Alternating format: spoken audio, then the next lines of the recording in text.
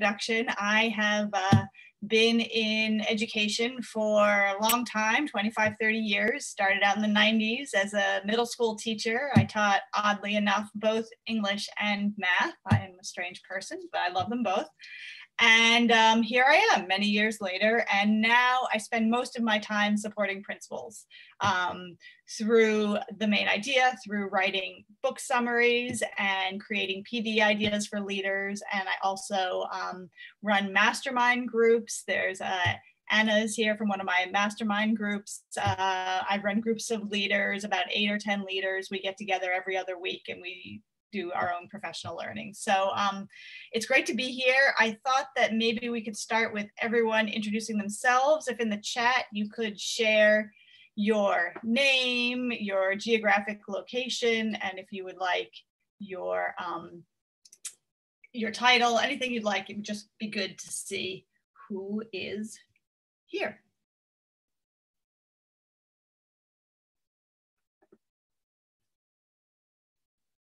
Is everybody good with using the chat? Excellent. Yes, Audrey from Atlanta. Wonderful. Kara from Springfield. Marsha from Massachusetts. Perfect alliteration there. Oh, good. Amy from an IB school. My husband works in an IB school. He's a guidance counselor here in New York City. Great. Nick from New Haven. Wonderful. So fast I can't read them. Wendy in Kansas. Jeffrey from Lansing, Michigan. All these big important states during the election, huh? Sam Coach, fantastic, oh good. Javier from the Bronx, wonderful. Excellent. Thank you. I really appreciate getting to see a little bit who's here. I usually ask if people can leave their videos on because it's a little bit hard to talk to myself. It's great to talk to other people. So anyway, today we are going to talk about 3 changes in grading practices that will reduce stress, improve learning, and contribute to equity. Let's see, let me just, there you go. All right. So 3 big issues that we are all going through. Don't run when you see this, because I hope to give you some strategies to handle these very large topics. I don't really need to go into a lot of detail, but certainly our schools are experiencing a great deal of stress from everything going on, not just the pandemic, but the climate, the election, everything. Inequity, without a doubt. Because of the pandemic, the haves and the have-nots in our school, it has just been exacerbated, and learning loss has been a result of a lot of what's going on. So anyway, some hands, who's facing all 3 of these issues in their schools? People in their schools, wake up, raise hands, let me see. Yes.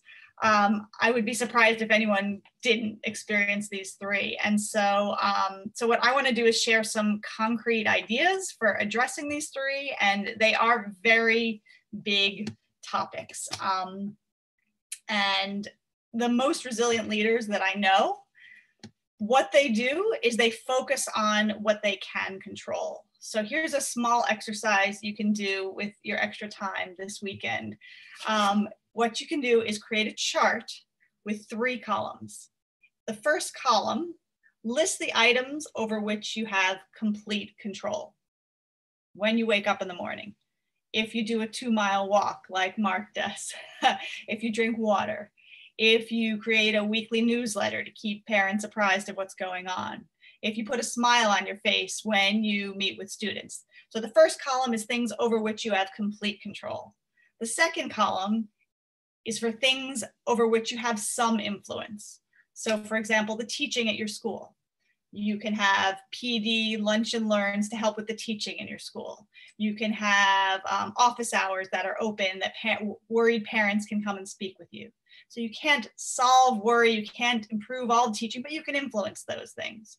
The third column, things over which you have no control. What is the hospitalization rate for COVID-19? When will the vaccine get here? Those kinds of things. So even though I present these really big topics like stress and learning loss and inequity, I want to present something today where we can focus on what you may have complete control over or at least some influence over, and that is through grading. I'm going to talk about grading. There are some concrete everyday things that you can do. Will grading solve inequity, learning loss and stress? Of course not, it won't, but there's actually a great deal that you can do. And when I was talking with Mark and he said, what do you want to talk about, Jen, for the SAM talk? And I said, grading, but I was a little worried that people wouldn't sign up. They wouldn't really find it such a compelling topic. And it actually really is, because it does hit these three big topics. And then I got off the Zoom call with Mark and I opened the New York Times, and this is the article that I saw. Sorry. Hate going back and forth from the PowerPoint.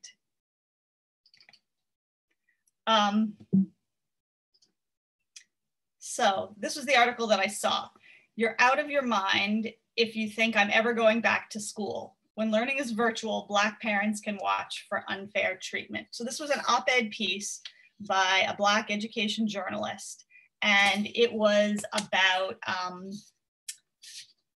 this survey that was sent to 10,000 Black parents asking them, what do you like about virtual school? It was an online survey. And I don't know, Mark, do you want to unmute and read this first part to take a break from my voice? Sure. One mother reported that she had intervened in real time when her son's teacher threatened to withhold participation credit because his noisy siblings made it difficult to hear his answers to her questions. The teacher told the child, who lived in a one-bedroom apartment, to find a quieter space. Okay, thank you, Mark. So this student was not being given participation credit because when he tried to participate, he lived in a tiny one-bedroom apartment. The teacher couldn't hear his answers because there were siblings and there was noise there, and told him, not knowing he lives in a one-bedroom apartment with siblings and whoever else, to find a quieter space.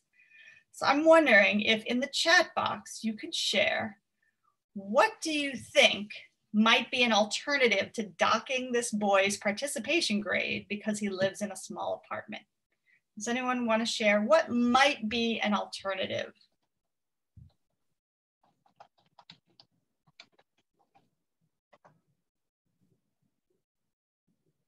Class Dojo, use the chat feature, headphones, send home some headphones, offer reflection options. Wow, these are great ideas. Asynchronous learning, hold up a sign. Yep, I know a lot of teachers doing that. Whiteboards, thumbs up, thumbs down. Building a relationship, yes, so that the teacher would know what's going on. Signals, positive reinforcement. Yes, so unfair. I can send you the link to this article. Yeah.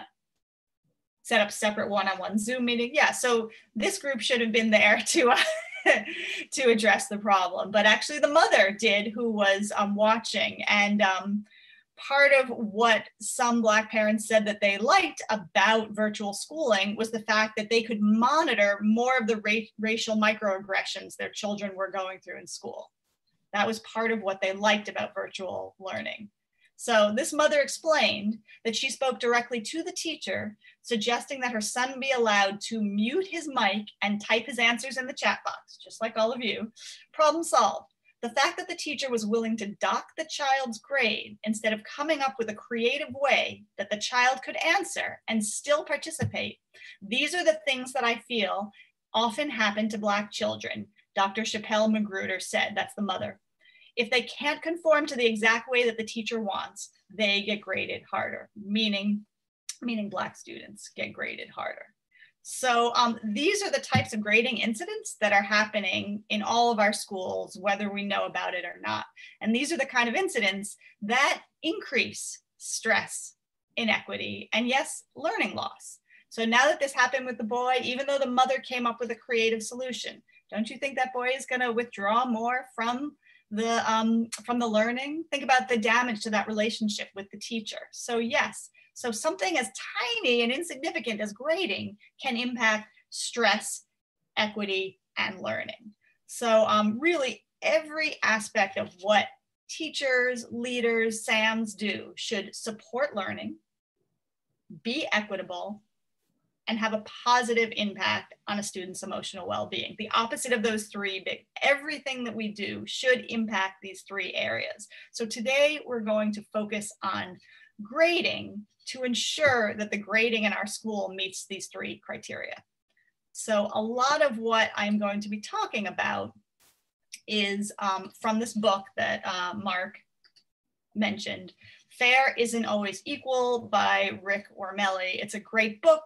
It's about differentiation, it's about assessment, it's about grading, but today we are going to zoom in on grading. And if you'd like to take a look at the rest of the book, please buy it. And also I have an 8-page summary. This is what I do. I write summaries of books and then at the end give you ideas to introduce the ideas in the book to your teachers, to your staff.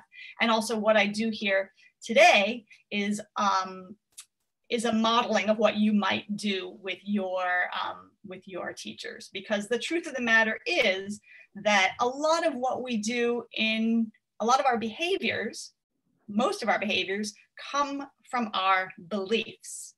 So if you can impact the beliefs or the mindset of your staff, you can change their behaviors. So, so I want to start with our own beliefs. And my question is, what do you believe is the purpose of grading? And if people could share some thoughts, I loved everything you shared last time in the chat. What do you believe is the purpose of grading? Seems pretty basic, right? We've been working in schools for a long time, but any thoughts to provide feedback about student work? Yes, mastery and standards, absolutely. Show mastery, good word, keep seeing mastery. To advance learning, yes. Feedback, yes. Fantastic. To provide checkpoints on the path of growth, I love that, path of growth. Communication, absolutely. Capture progress, advance learning, feedback and mastery check. Assessment of learning, yes. A visible representation, yes, very concrete, I love that. Fantastic. These are all fantastic beginnings in thinking about what grading is. And this is what Rick Wormelli said himself. He said, grades should convey how well students have achieved proficiency or mastery of grade level standards. Nothing more and nothing less. We should question any action that distorts a grade's final declaration of mastery. That's Rick Wormelli in the book. Now, I want to warn you that this definition is deceptively simple. Show this definition to anyone and they say, of course, I agree, absolutely. But a lot of our practices contradict this very simple definition of grades as conveying mastery and nothing else. So what I'm going to do today is I'm going to introduce 3 principles of effective grading practices. And I have a one-pager that I haven't shared yet that I created just for all of you as a great way if you want to introduce what we're about to talk about today to your teachers or your staff members. But as a way to introduce it, each of these 3 principles, we're going to do a poll for each one or ask you what are your beliefs, and it's completely anonymous. So whatever you type in, no one will see except you, and we'll just share the overall results. So the first one is it up there, Mark? Yes, it is. Yeah, okay, sorry, I can't see it on mine for some reason. I believe students should be rewarded with grades for class participation, timeliness, and effort. Plus, grading these areas will motivate students to work hard. So put yourself somewhere in the 10 strongly agree to 1 strongly disagree continuum. And we'll just take about 30 more seconds, let people.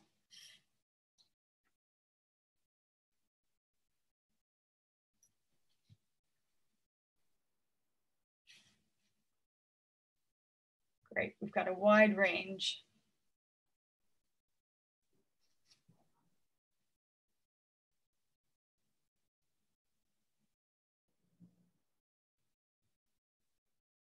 A couple people still answering. Again, it's completely anonymous, no one will see.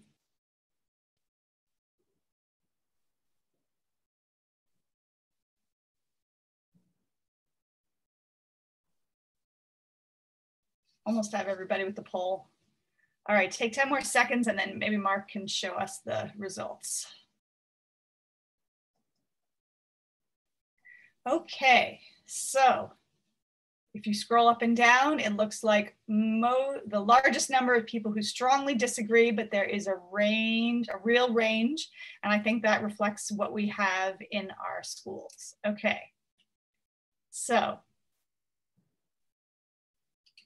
we are going to talk about the first principle of effective grading. And basically, all research shows that grades are not motivating. There's nothing about grades that are motivating. The same number of students are going to do homework, whether homework counts for 10% of the grade, 50% of the grade, or 0% of the grade. This is what research shows. And grades are simply not as motivating as teachers believe them to be. It's what I believed when I was a teacher, but there's been a lot of research, and in fact, the opposite, that grades are incredibly punitive and they disproportionately affect students of color. So think about the participation grade in the New York Times op-ed piece, right? Equity is a big theme when we discuss grades. Teachers take away points for behaviors to teach students a lesson. I did that in my day. Has anybody ever themselves or seen teachers who take away points to teach students a lesson, right? Oh, student came in late, I'm going to deduct points. That's going to teach the student to arrive on time, right? This was my practice. I'm confessing, I am admitting that's what I used to do. The fact is that low grades prompt students to withdraw from learning, right? So remember, another theme we're talking about today is learning loss. So we think that poor grades are the result of learning loss, right? That seems to make sense. But the truth is that poor grades often contribute to learning loss because they cause students to withdraw from learning. I'm going to say that again. We think poor grades are the reflection, right, or the result of learning loss. But the truth is that poor grades often contribute to learning loss because they cause our students to withdraw from learning. So, right, you get a bad grade, you get a D, you get an F, you're a student. So what do? Well, to preserve your self-image, you're like, oh, that doesn't mean anything, or, you know, I don't care. Or maybe you really do blame yourself for that F, right? And then you feel helpless to improve. No research shows that this type of punitive grading is a motivator, none. And we really have to stop thinking of rewards, grades as rewards, right? Grades are not rewards to be earned. Grades should be about mastery, right? I love the way that Rick Wormelli phrases it in the book. He has a sentence that says, if F's taught responsibility, we would have a lot more responsible students. Right? Doesn't that make sense? If you think about it that way, if it's true that grades are what motivates kids, then all those kids getting F's, those would be your most motivated students. And I'm pretty sure that's not the case. I've never seen that to be the case. So the first principle is that grades should not include student behaviors. All right, give me a sec here.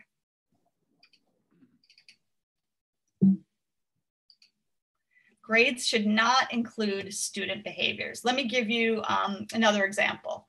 Let's say Mark Schellinger and I are both 8th grade students, right? And we both get a B in math. And I get that B because I completely understand all of the standards, but I turned in a few assignments late. Mark gets a B because he has a B-level understanding of a lot of the standards, but he's incredibly neat.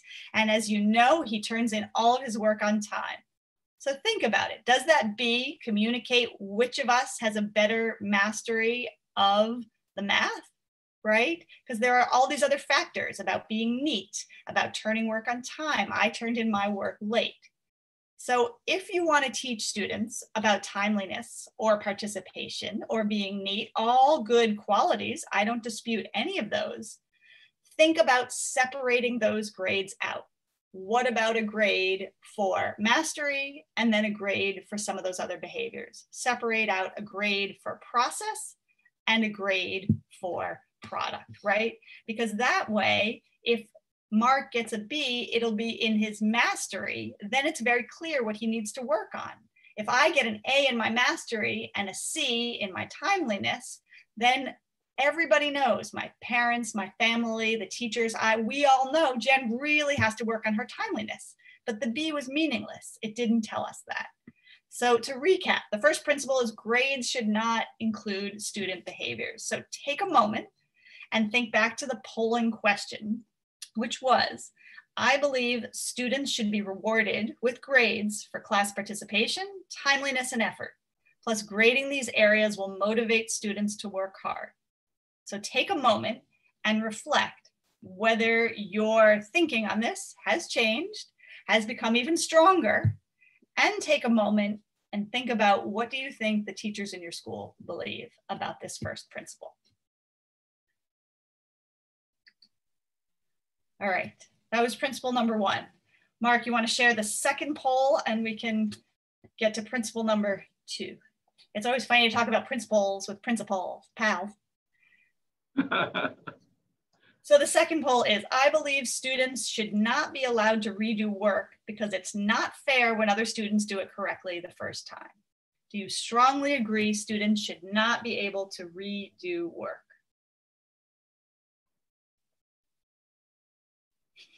I'm full of puns. Not usually. Something about the atmosphere. The poll isn't matching, Jen, what you just said. Oh, is this the wrong poll? Yes. Oh, I'm sorry. Mark, for some reason, this is a different topic. So you want, it's all right, you want to keep, let's keep this poll here, but listen to what I'm saying. Do you agree that students should be allowed to redo work? That's what I have up, that can I do it again? I believe students should be, That's okay. That happens in technology. So just. Now it's showing correctly, I believe. Can I do it again? I mean, is it okay to, do I believe that a student should be able to redo an assignment or a piece of work?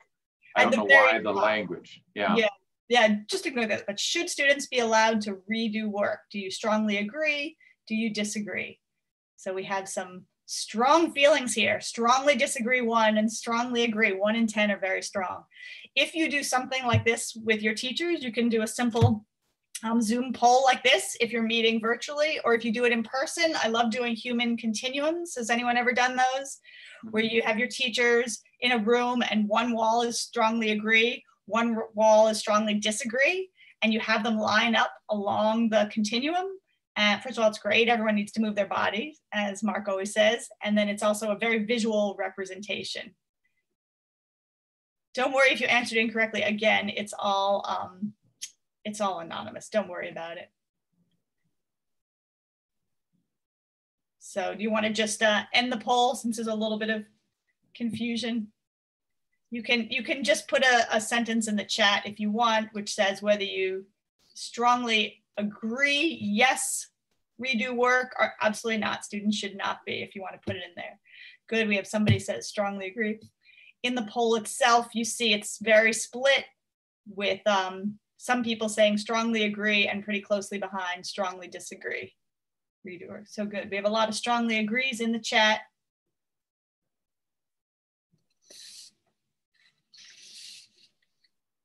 Okay, a lot of the strongly agrees are loud in the chat. Okay.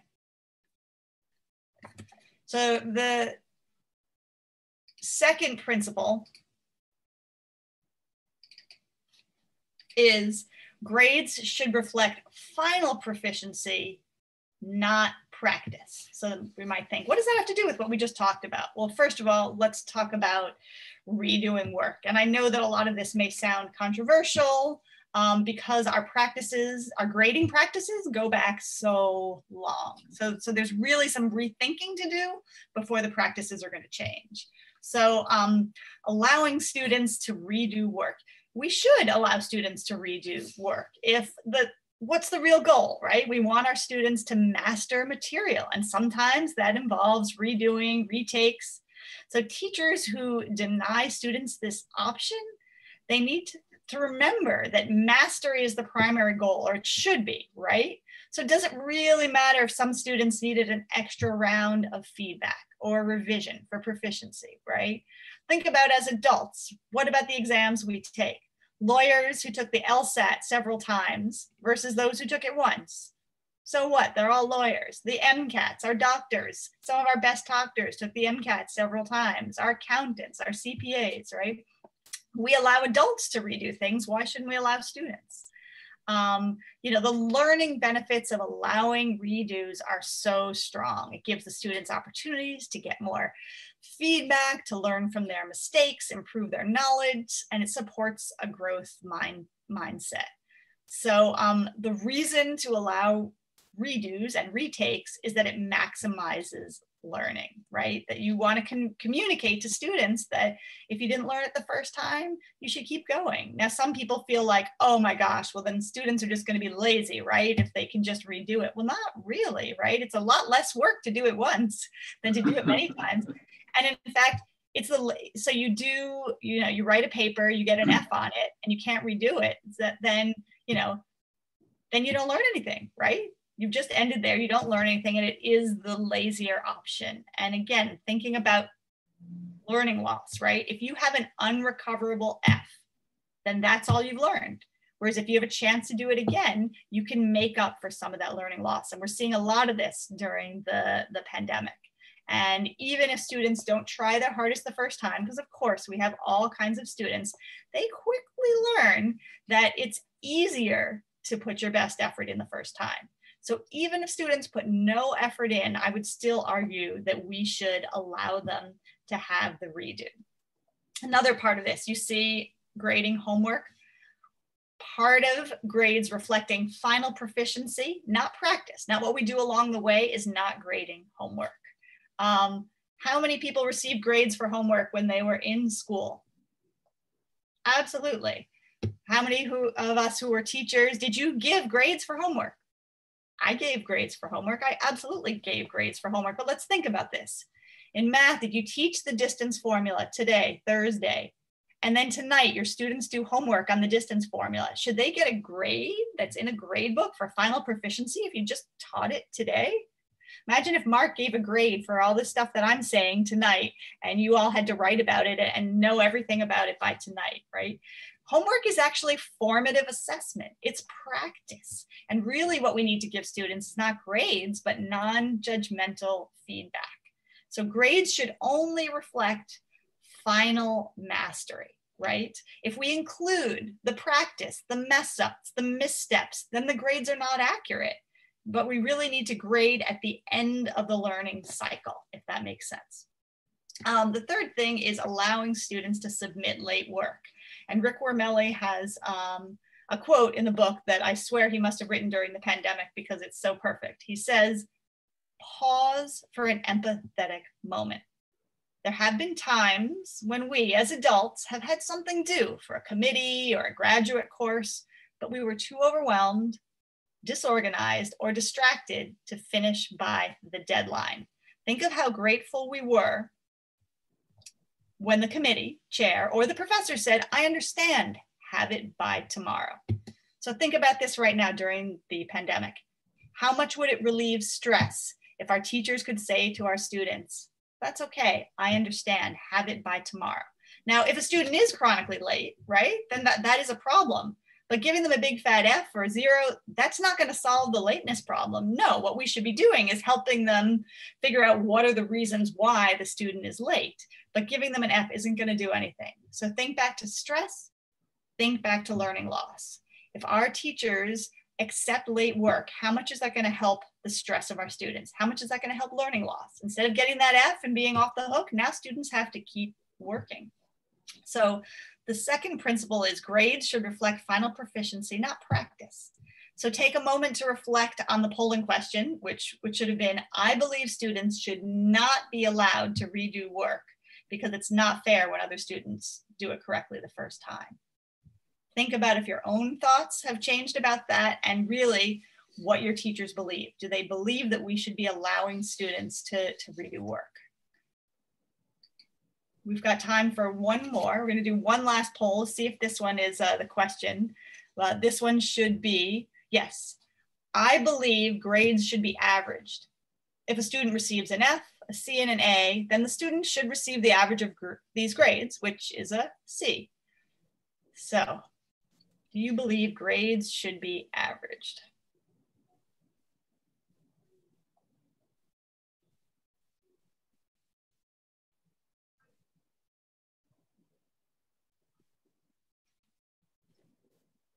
Okay. So you see by the wide range that we have, the wide range of responses, that these ideas are far from common right now. And I imagine some of what I'm saying is probably infuriating some people. And some people have probably been doing the things that I'm saying for a long time. But we have to be careful in education when we do things just because that's the way it's always been done. That's how we get stuck. It's how we get stuck in our country. It's how we get stuck in our classrooms and our schools. So, do we believe grades should be averaged?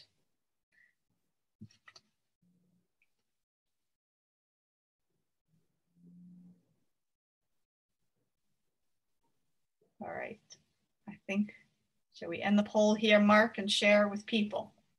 So, most people strongly agree they think grades should not be averaged, but there still is a wide range of some people thinking maybe, maybe not.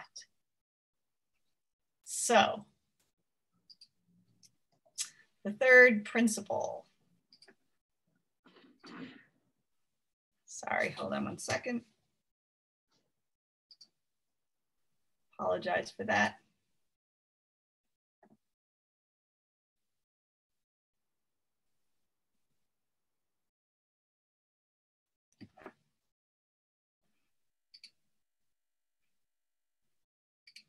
Sorry, my PowerPoint just died. Give me 1 second.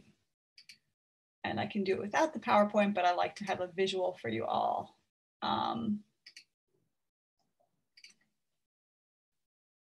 So for people, are these ideas completely new? Are they ideas that people have heard of before? Anybody want to unmute and just share a sentence while I open this up for you? No, nobody does. I think if you some of the standards-based practices when it comes to grading, a lot of Wormley's, he's quoted a lot when you transition your district into a standards-based grading scale. So I am familiar with his work as well as the information provided. That's great. Yeah, I really love just about anything that Rick Wormeli has, anything he tweets or does. So I definitely recommend him for his thoughts. He's got some great videos if you ever want to share his videos. So sorry about this. So we're up to the last principle. Thank you for sharing. Okay. Grades should be based on accurate scoring and reporting methods that do not distort student grades. So we really do need to stop averaging students' grade. A student's grade is only accurate if it reflects the current level of mastery, and this is almost impossible to do with averaging. So let me give you an analogy that I love and helps people understand about averaging, even if they aren't former middle school math teachers. So anybody here ever learn to ride a bike or teach anyone to ride a bicycle? Hands up if you've ever done that. Okay, pretty common universal experience. So let's say you're teaching your child to ride a bicycle. So the first time you go out, right, you try to hold the seat, but your child just immediately falls to the ground. Okay, that's a big fat F. Then next week, you take your child out again. You hold on to the seat of the bicycle, you let it go for a couple seconds, your child holds on and then falls off. Okay, a little better, but still a C. Then you go out next week. You're holding onto the bicycle, you're running around behind your child, you let go, and lo and behold, look at your child. She takes off, she bikes, she goes around curves, she's amazing, she's fantastic. So after those 3 experiences, does your child come back and say, oh, I got a C on that? No, your child learned to ride the bicycle. The most recent example, the most recent time your child learned to ride the bicycle. So why would you average in the F and the C if your child finally reached mastery? That's the best example I have. Another example is the one with Mark and I, if we're both students, right? Let's say we both get Bs. Last time it was problematic because of our different behaviors that were factored in. Now imagine Mark gets his B because he really understands Math Standard 1, but he does not understand Math Standard 2. So you average those two and he's got a B. How about me? I have like a B level understanding of Standard 1 and 2, so I get a B. So that doesn't really share with the student, the family, the school, the teacher, what our mastery is like. We have to stop averaging grades. We have to find a better way to do that. And a number of schools are disaggregating grades and they're giving grades by standards, by mastery. Another big part of this principle is we've got to stop using the 100-point grading scale. I used it when I was grading. Does anybody in your school, any teachers use the 100-point grading scale in your school? People think, oh, it's much more accurate than the, the rubrics with 4, 3, 2, 1. It's not the case, particularly the way that teachers assign zeros, right? When a student misses an assignment, it has a devastating mathematical consequence to give a student a 0. And let me give you another non-math example for the non-math people out there. Let's say a science teacher is having her students do a project where they have to record the temperature for 5 days, right? So the first day the student records, it's 82 degrees. Then the next day it's 85 degrees. Then the next day it's 80 degrees. Then the next day it's 82 degrees. Then she gets really sick with coronavirus and she doesn't record for the 5th day. So if you average those 5 temperatures, then the average is a 65. So that student would report for her lab report that the average temperature was 65 degrees. Was the average temperature 65? Absolutely not, right? They're all in the 80s. So it's the same thing. If a student gets B, B, B, B, and then for some reason can't turn in the last paper, and you give that student a 0, it has a devastating consequence. What happens with these devastating consequences? Students withdraw from school. Stress increases. It's inequitable. It's not accurate. So what do? I know this is really hard, but you really should replace the 0 with a 50. What? Why? Well, think about it. If you're a student getting a B, to get to an A, you just need to get 10 more points, right? If you're getting a C, 10 more points to get a B. But if you're an F, and F is anywhere from 64 to 0, you may need to get 50 more points. So it doesn't make sense to average in the 0. Even if your teachers think, oh, we're giving something for nothing, they're not. It's just a mathematical adjustment to correct a grading scale so that grades, as many of you said in the chat, can be forms of communication. And yes, I see the time, Mark. I'm just about done. Give me a minute. So one idea, and this is a fantastic idea, a number of schools have done this, particularly in the pandemic, is to only have grades of A, B, C, and IP, in progress. Get rid of the F. What's the point of giving a student an F? You're saying, okay, it's acceptable for you not to learn. No, you still gotta learn. You're in progress, and it gives students hope, it reduces their stress, and there's a chance that they can recover some of that learning. So again, think about this principle. Think about what you polled for yourself. I believe grades should be averaged. So think about if you've rethought that at all, and think about what your teachers might consider about that. And I just want to end by saying this is a lot of information. I think grading is a great way to deal with some of these big issues in your school in a concrete, tangible way. If you want to reach out to me with questions, that's fine. I am going to share this, this one-pager in the chat in a moment. And basically the one-pager has a self-assessment on one side with the 3 principles, kind of like our poll. And then the other side has these 3 principles explained. This is a great activity to do with your staff members. Other ways I can help, if you want to read other book summaries, I have another book on grading. I have books on assessment, homework, if you want to beef up your own understanding. And if you like the kind of professional learning that I create, you may want to join my online mastermind group that meets every other week. You can look at my website. So I had trouble picking breakout room ideas, so I created 4 of them for what you could talk about, and I will try to put this into the chat. And I don't know if chats are going to get heated if these were all so controversial, but you can take an open-ended question like, just what idea from today do you feel most passionate about? Or what aspect of grading in your own system would you most like to change? Or if you want to be a little bit more concrete in your discussions, you could discuss the idea of the ABC in progress grades, getting rid of D's and F's, or the idea of having a separate grade for effort and behavior. Or you could talk about how you might use this one-pager with your staff. or how you might use the kinds of polls that I shared today. So I'm going to put these 4 in the breakout room, because who has memory to remember anything these days with everything going on? I definitely don't. So I will put these in the chat. And yes, thank you. I usually don't talk at people for so long, but I did. Well, Jen, we want to thank you for being our presenter today. And I'd like all the people online today, if you'd go ahead and put in the chat box your thanks or any comments you have for Jen. We'll share that with her. As you know, for SAM Talks, we always send an email after, and that email will include a link to the recording for what we just experienced. We'll also include the PowerPoint Jen referred to, also the tools that she mentioned she was going to put in the chat box. Jim will go ahead and send you a link to that as well. If you're currently a SAM team member, you also can get access to the main idea and get that regularly from Jen, and it's a wonderful resource. And it includes all kinds of other books that she's done, just not this one. It's amazing. It's the Marshall Memo on steroids. Don't tell Kim I said that. But I absolutely love this book review you do, because you just don't review the book, but you give concrete examples and ideas, Jen, for people to use this in a school setting. Before we go to breakout rooms, though, there was one thing that came up a couple of times in the chat box I wanted to mention to you, Jen.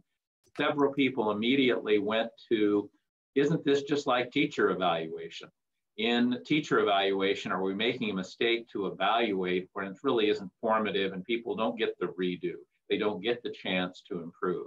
And the comment was made that maybe in the pandemic, this is even more important. And I think we've seen a lot of principals during the pandemic where they've had to do remote visits with teachers, realize that their communication really should be based on positive things they see, and how do I help improve? How do I assist this teacher instead of simply evaluating? Any comments on that, Jen, before we go to breakout rooms? I mean, I think it's about learning in life, right? I mean, most of the way we learn is through non-evaluative feedback. This is what I see you're doing. This is where I know you want to go. It's not by giving out grades. It's not by evaluating teachers, but in any kind of rubric. It's really with building a relationship with the people you want to teach, whether that's a teacher who wants to learn or a student, and giving them feedback and being very clear about these are the expectations. This is what I want to see, and this is what I'm seeing. It's not the grading. The grading is more often used punitively on both the teacher level as well as the student level. Makes total sense. Jen, thank you so much for spending the time with us today. For those of you who would like to stay for breakout rooms for the next 20 minutes, those breakout rooms will be available, and they're opening right now.